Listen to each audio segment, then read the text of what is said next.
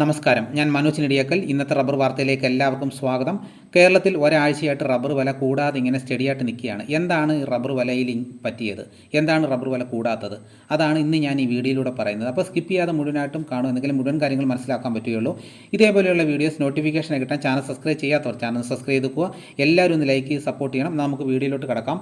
രാജ്യാന്തര റബ്ബർ വിപണി തിരിച്ചുവരവിൻ്റെ സൂചനകൾ പുറത്തുവിട്ടെങ്കിലും ടയർ കമ്പനിക്കാർ ആഭ്യന്തര മാർക്കറ്റിനോട് മുഖം തിരിച്ചത് കർഷകരുടെ നെഞ്ചിൽ തീ കോരിയിട്ടു. ആഗോള റബ്ബർ വിപണിയിൽ ഉണർവിൻ്റെ കിരണങ്ങൾ കണ്ടു തുടങ്ങി. തായ്ലൻഡ് ടാപ്പിംഗ് പുനരാരംഭിക്കൽ ഒരു മാസത്തേക്ക് നീട്ടിവെക്കാൻ തീരുമാനിച്ചത് ലോക വിപണിയിൽ ഉൽപ്പന്നത്തിന് മുന്നേറാനുള്ള അവസരമൊരുക്കും. US താരിഫ് വിഷയം മൂലം ചൈനീസ് വ്യവസായികൾ റബ്ബർ സംഭരണത്തിൽ വരുത്തിയ നിയന്ത്രണങ്ങൾ രാജ്യാന്തര വിപണിയിൽ റബ്ബറിനെ പിടിച്ചു നിർത്തിയിരുന്നു.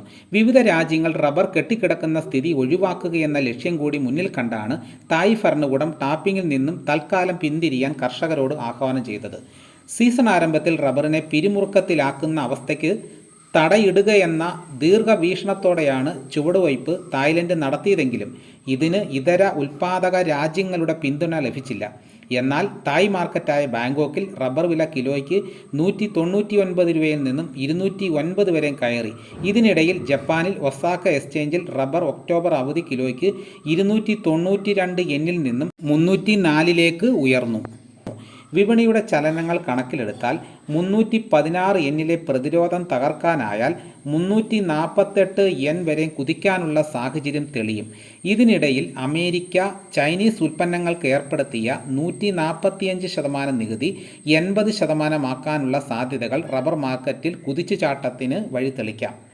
കാര്യങ്ങൾ ഇങ്ങനെയൊക്കെയാണെങ്കിലും കേരളത്തിൽ ഷീറ്റ് വില ഉയരുമെന്ന കർഷകരുടെ പ്രതീക്ഷകൾക്ക് നിറം പകരാൻ ടയർ വ്യവസായികൾ തയ്യാറാവുമോ?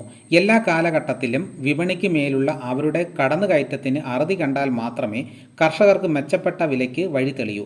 RSS 4ാം ഗ്രേഡ് 197 നിന്നും 195 കമ്പനികൾ താഴ്ത്തി. ചില കമ്പനി സപ്ലയർമാരും ഈ നീക്കത്തിന് കുട പിടിച്ചതായാണ് വിപണി വൃത്തങ്ങളിൽ നിന്നുള്ള വിവരം. അപ്പോൾ ഇതാണ് ഇന്നത്തെ റബ്ബർ വാർത്തകൾ. ഇതോടുകൂടി വീഡിയോ ഇവിടെ പൂർണ്ണമാകുന്നു. മറ്റൊരു വീഡിയോയുമായിട്ട് ഉടനെ എത്താം. എല്ലാവർക്കും എൻ്റെ നന്ദി.